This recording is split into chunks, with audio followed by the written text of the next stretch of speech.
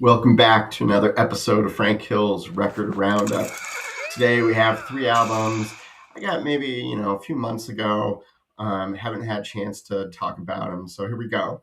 The first album is Crosby, Stills, and Nash. This is their debut album. It's a great cover, an iconic cover, taken in West Hollywood, in California. And interesting thing about this is the very next day, the house that they are sitting in front of was demolished, and they even tried to go back for another photo shoot, and it wasn't there.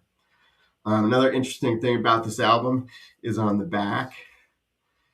There's a guy named Dallas Taylor. He was the drummer for the band. He wasn't there for the original shoot, and they somehow worked him in with magic into this cover on the back looking out of that window. So kind of cool. It's got some great songs on it, of course. The two releases were Sweet Judy Blue Eyes and Marrakesh Express, but my favorites are Wooden Ships and Helplessly Hoping. Next album is from Neil Young, who would eventually join Crosby, Stills, and Nash, and this is Harvest Moon. I love this album. I've been listening to this album since I was a kid. I don't know how I got into it. Probably my dad had a copy of it. I know I had it on a cassette, and I listened to it often. Great songs, Heart of Gold, Needle and the Damage Done, songs that I learned how to play on the guitar once I started learning how to play guitar. Probably my favorite song on this is Alabama. And this came out in 1972. And again, great album, fantastic. You probably already know it.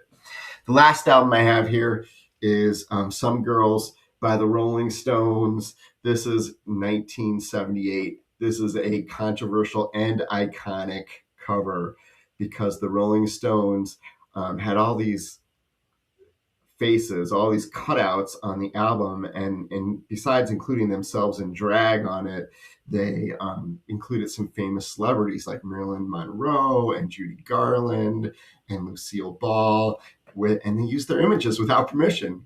So they got mad and went after them with lawyers, and the Rolling Stones had to go back very quickly and get rid of that album cover. They replaced it with, in some cases, in these little cutouts here, it says "Pardon our appearance" and "under construction." So that's what they did to kind of get around the lawsuit. And there's many different versions of this cover too over the years. There's different colors and different combinations of things. It's got great songs. Again, some great songs go with a great album cover. This album has "Beast of Burden" on it, "Just My Imagination Running Away with Me," and also "Shattered," which become classic Rolling Stones songs. So that's the three albums. Have a good one. See you again soon.